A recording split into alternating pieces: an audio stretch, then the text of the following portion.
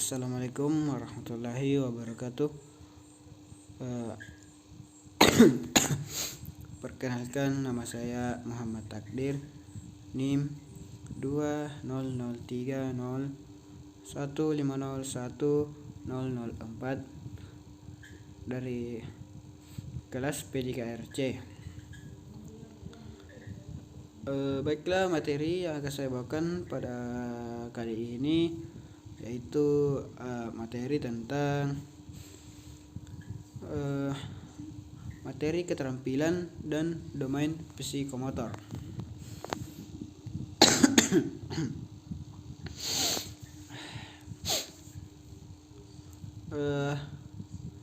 Pengertian keterampilan dan faktor yang mempengaruhinya.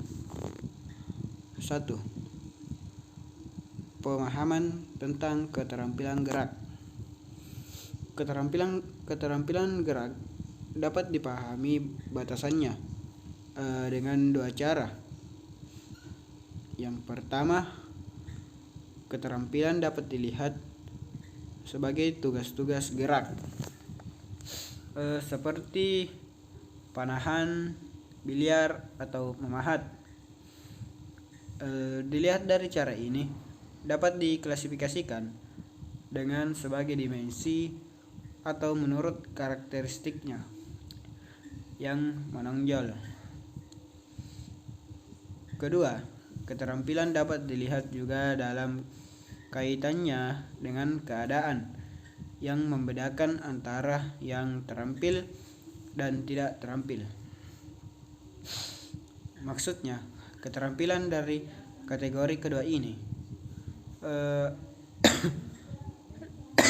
lebih berkaitan dengan tingkat kemahiran dalam penguasaan suatu tugas gerak.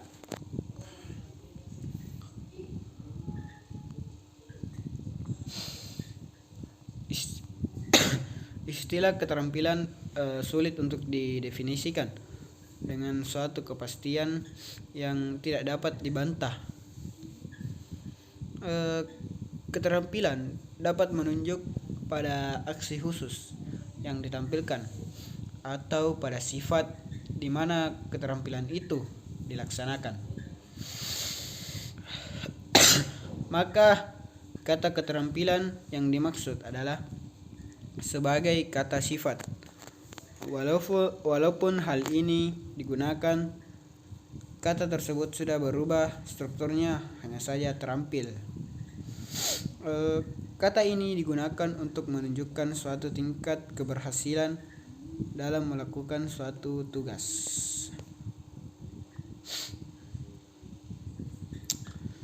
Smith 1991 mencoba menggambarkan definisi keterampilan tersebut dengan meminjam definisi yang diciptakan oleh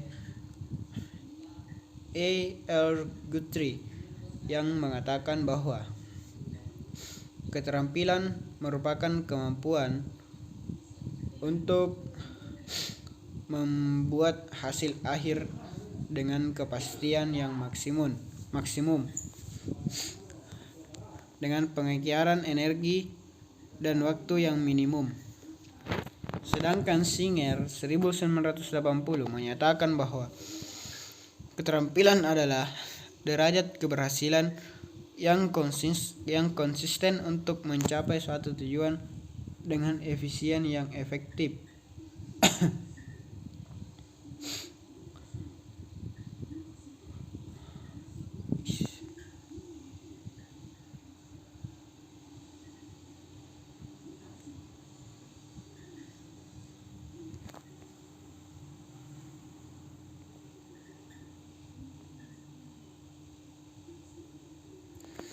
Kedua definisi, walaupun dinyatakan secara berbeda, namun sama-sama memiliki unsur-unsur pokok yang menjadi ciri dari batasan keterampilan. Unsur-unsur itu adalah 1. Di dalam keterampilan terdapat beberapa tujuan yang berhubungan dengan lingkungan yang diinginkan. Misalnya menahan posisi handstand dalam senam atau menyelesaikan umpan umpan ke depan dalam sepak bola. Dalam pengertian ini, keterampilan dibedakan dari gerakan yang tidak mesti memiliki tujuan yang berhubungan dengan lingkungan tertentu seperti menggoyang.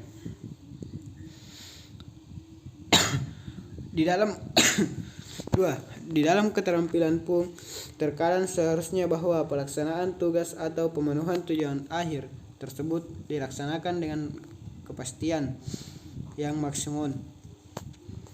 Terlepas dari unsur kebetulan atau untung-untungan, jika seseorang melakukan suatu keterampilan secara berulang-ulang, maka hasil dari setiap ulangan itu relatif harus tetap, meskipun di bawah kondisi yang bervariasi maupun yang tidak terduga. Singer 1980. 3. Keterampilan yang menunjuk pada upaya ekonomis di mana energi yang dikeluarkan untuk melaksanakan suatu tugas tertentu seminimal mungkin tetapi dengan hasil maksimal. 4. Keterampilan mengandung arti pelaksanaan yang cepat. Dalam arti penyelesaian tugas gerak itu adalah waktu yang minimum. Semakin cepat pelaksanaan suatu gerak tanpa mengorbankan hasil akhir atau kualitas yang diharapkan, maka akan membuat terakuinya keterampilan orang yang bersangkutan. Dalam hal ini perlu dimengerti bahwa mempercepat gerakan suatu tugas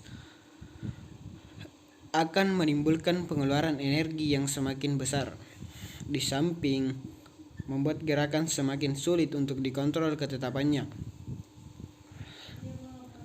Namun, meskipun demikian, lewat latihan dan pengalaman semua unsur terlibat dan menghasilkan gerakan yang terampil perlu dikombinasikan secara serasi.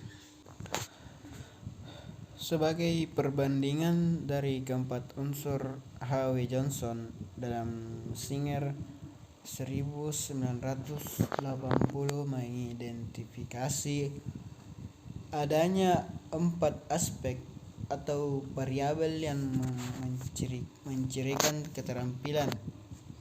Sebagai kesimpulan, seperti dinyatakan oleh Smith, keterampilan pada dasarnya merupakan upaya untuk mencapai tujuan-tujuan yang berhubungan dengan lingkungan dengan cara memaksimalkan kepastian prestasi, meminimalkan pengeluaran energi tubuh dan energi mental, dan meminimalkan waktu yang digunakan.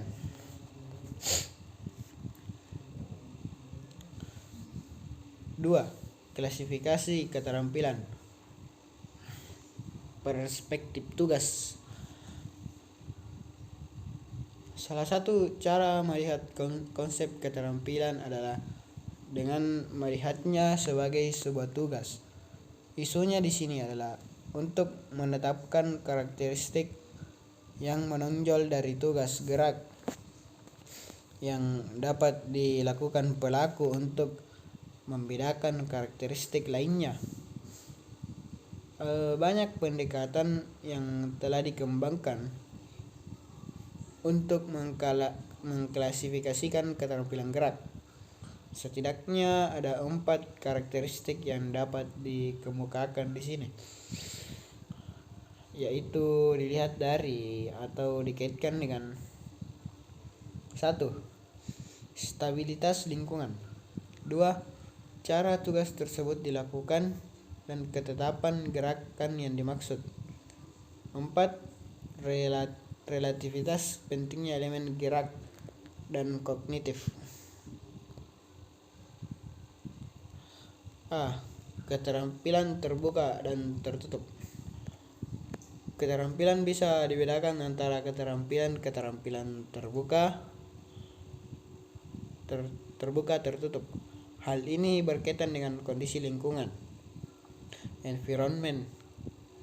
Pada saat keterampilan bersangkutan dilakukan, menurut Smith 1991, keterampilan terbuka atau open skill adalah keterampilan ketika dilakukan lingkungan yang berkaitan dengannya bervariasi dan tidak dapat diduga.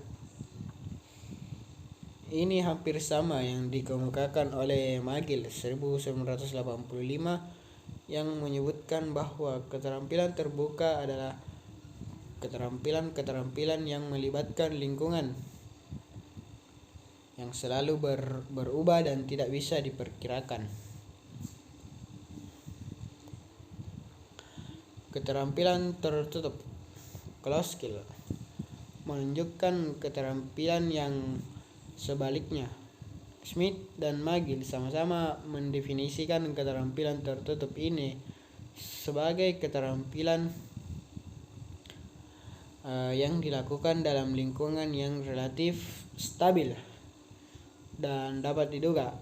Hal ini Genitil mengatakan bahwa kata keterampilan di atas bukanlah merupakan suatu dikotomi, melainkan lebih merupakan sebuah kontinum, yaitu adanya berhubungan dengan yang semakin berubah ujung satu ke ujung lain, namun tidak terpisahkan. Keterampilan diskrit, continuous dan serial. Keterampilan diskrit diartikan oleh Smith sebagai keterampilan yang dapat ditentukan dan mudah awal dan akhir dari gerakannya. Di ujung lain dari ukuran keterampilan tersebut, keterampilan berkelanjutan continuous skill yang pelaksananya tidak memperlihatkan secara jelas mana awal dan mana akhir dari suatu keterampilan. Lalu, bagaimana dengan keterampilan serial?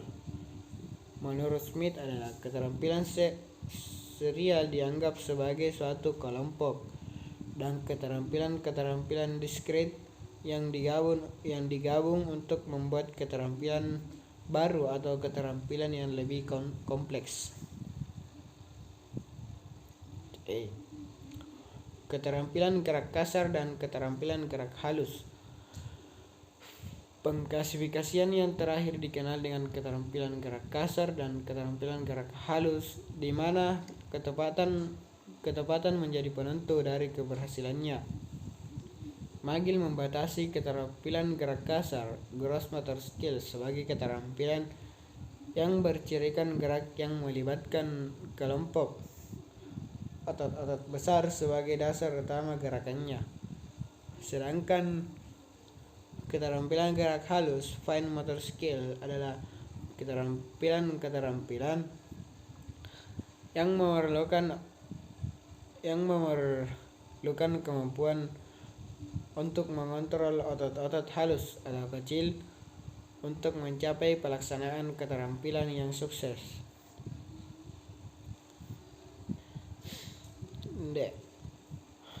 Keterampilan gerak dan keterampilan kognitif. Menurut Smith, keterampilan gerak penentu utama dari keberhasilannya adalah kualitas dari gerakan itu sendiri, tanpa memperhatikan persepsi serta pengambilan keputusan yang berkaitan dengan keterampilan yang dipilih. Dalam keterampilan kognitif, hakikat dari gerakannya tidaklah penting, tetapi keputusan-keputusan tentang gerakan apa dan yang mana harus dibuat merupakan hal yang penting.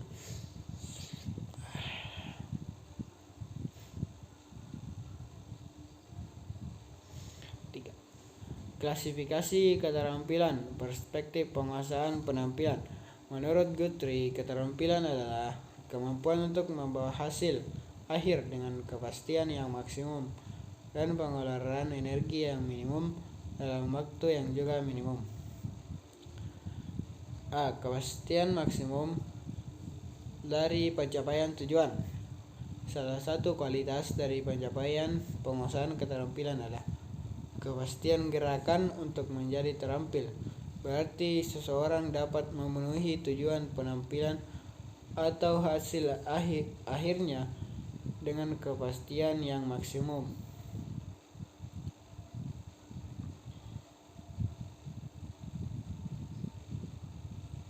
B. Pengeluaran energi minimum.